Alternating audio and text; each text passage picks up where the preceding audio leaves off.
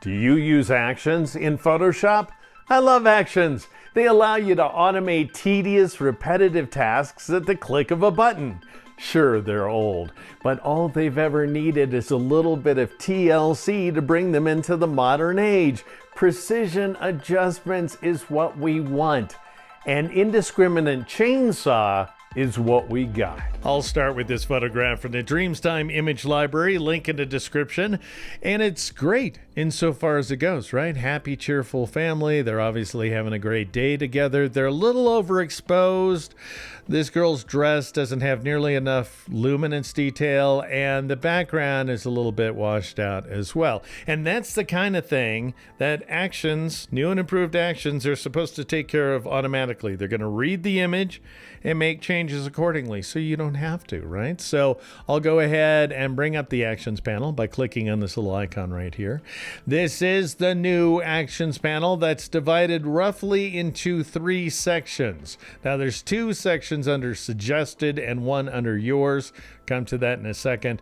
Suggested includes 2 subsections based on your image. And then we have featured essentials, which are just, they're going to change over time, but right now it's these 5 that the marketing department has chosen to get you, excited, stoked about the new stuff. And then we have yours. Now, what's interesting about yours is unless you've ever created an action, it's just going to be these default actions right here. And they're going to be colorized like the old button mode, if you're familiar with that. And if you've got your own actions that you've managed to transfer from one version of Photoshop to another, then they will appear here as well. Now, where I think a lot of folks start getting excited about new actions is they compare very well to the old default actions, which have been with us for like a couple of decades. Nobody is arguing that these actions are any good. They are absolute trash. Molten lead is a great example. I just think it's the best example of an action ever. It does this to everything. It's just terrible. It never fails is a cool thing about it, where some of the other ones do. However, it doesn't do anything good. But just because the old default actions are bad doesn't mean that the new stuff is any good, even though there's a much wider variety. There's hundreds of them insofar as I can tell. But what are we missing right here?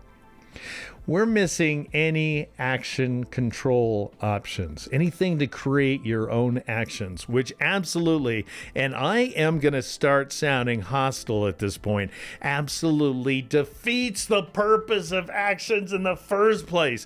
That they're all about creating your own custom sequence of operation that works for your workflow, or maybe your team's workflow. Having no options for creating them anymore is totally bogus. Now, they're not missing forever. What you can do is go up here. I'm not sure about forever, frankly, but you can go to the flyout menu and choose classic actions.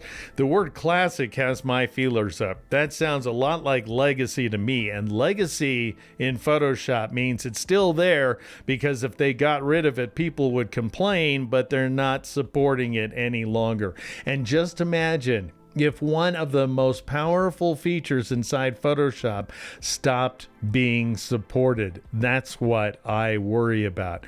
And by the way, for those of you who are like, well, did they make any, there's been people for years and years who are like, actions could be a lot better if we did this and we did that. No, they haven't done any of that.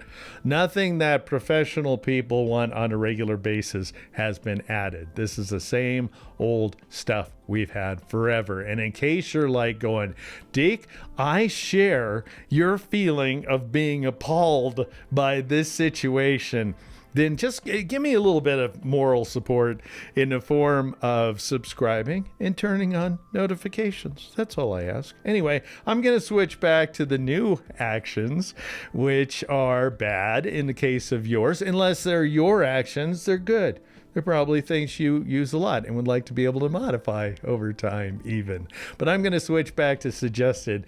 And I do want to show you that some of these are these are the ones that are going to come up for this specific image. And if you open a different image, you'll get different based on your image suggestions. What's cool, see these little icons along the the right-hand side here, notice that there's these rectangles with the eyeballs. Those show you that you can preview the effect on the fly just by hovering. It'll take a moment. Watch the layers panel, bottom right corner. There it is. You can see that it's going to create a couple of different smart objects and an outer glow and that kind of stuff. And by the way, if you click on the triple dot, you could say, hey, I want to apply this just to the background, which comes as close as anything where this image is concerned. I actually like what it came up with here. It's kind of just hit or miss, frankly, but it did something nice. And if I wanted to do a before and after comparison, I could go to the history panel and I could back up one operation. So it doesn't track the multi-step operation as different steps here inside the history panel. As different states, it just tracks them as one state, which maybe that's convenient if you're the newbie, I would say. However, I think for folks who are experienced and would like to get to the bottom of how things are working, it's not what you want. Anyway, you can do it, right? And you can, so there's before and there's after, so you can do that number. And it's a good edit. I like what it came up with. However, I'm going to go back to the previous state so I can show you what really frustrates me. This one right here, portrait warmth. And so it's not really geared. So I just want to establish, first of all, this is a portrait. I'll give it that. But it does not lack warmth. Whereas if I click on this, we're going to get some additional warmth. And we're going to get it in a really dumb way. Hey, real quick, would you like to take one of those actions and edit it, or at least figure out what in the world's going on? Then join my Patreon, which is patreon.com/DeekNow. And now, more of the new and improved actions panel in Photoshop, including one scenario in which an action turns out to be helpful indeed. It's very clumsy. If I twirl, notice this is a group. If I twirl it open, I have a photo filter inside the group. I don't need a group for that. There is no group stuff going on. There are not multiple layers at work. There's nothing happening where the layer mask is concerned, so I'll just ungroup that guy. And now we have photo filter, warming filter 85, density of 30%, based on nothing.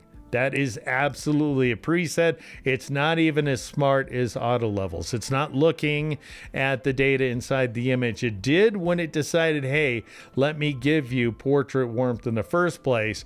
But the application of this specific setting is absolutely static. It's a dumb setting. It's not going to change. And we've already got that.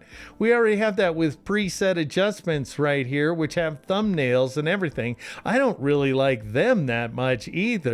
And I definitely don't approve of a one-step operation being somehow confused with an action, because it's just not. And this is the kind of thing, think about it. You pay what for Photoshop every month? At least $20, right? Isn't that the way it works these days? And this is what you're paying for. You're paying for some Snapchat, the presets is something you'd get with your cell phone for all of that. Is that really what we want out of this incredibly powerful program that is Photoshop? Or do we want to take one of the most powerful features in the software and absolutely 100% dumb it down? Well, you know how I feel. At any rate, I think now I'm going to show you some, modestly decent stuff about it. This is AI, by the way. This is an AI image I created in Midjourney because this is the composition I wanted. However, it's a little dark, don't you think? So what I'm going to do is go up here to the search function, and then it'll offer you some automatic categories that you can investigate. There are tons of these predefined actions, bless them. So that's kind of cool. Brighten, if it'll let me enter the entire thing, it did. And then I got to wait for it to suggest some brightening functions. And so I could go with increasing the exposure by 1.0. You can see that on the right hand side of the screen, or by 2.0. It's not reading the image and making a decision. These are just options it offers. Here's my favorite: photo repair lighten. And this is where I find this to be frustrating. It is a kind of cool technique, but if you go over to the, first of all, it's inside a group once again. So what's the point of that? I'll ungroup it. There was no point. There was no change when I ungrouped. It's a levels layer. Great. Levels is, I love levels. We're not going to find anything. No numerical settings associated with red, green, and blue. Instead, the only thing it did was apply an empty layer and change the blend mode to screen. And now I presume you could go ahead and change the opacity setting. But I ask you, how much did that save you? Was it worth the money you spend on Photoshop to actually sacrifice functionality and get more just kind of really super dumb automation? Now, I don't want to end on a totally, down note. So I will say one of the things I like about this is it's great for snapshots. Things that aren't professional photographs that professional users use a professional quality program like Photoshop for. Rather, this is just something I snap with my iPhone. Now it's cool, right? I got an almost complete rainbow. Yay! But I also got some reflectors, and there's some signs backward and forward along this road right here, and there's some rocks that maybe it should offer to take care of. I don't know. So I'll bring up my actions because they do amount to a bunch of, the smartphone features. And so I'm going to close Brighten right there, and I'm going to, you've got to click close twice actually to get back to the based on your image. A beta feature, again, things might change. And there's this guy right here, strongly decrease image haze. I can preview it. That's nice by hovering over it.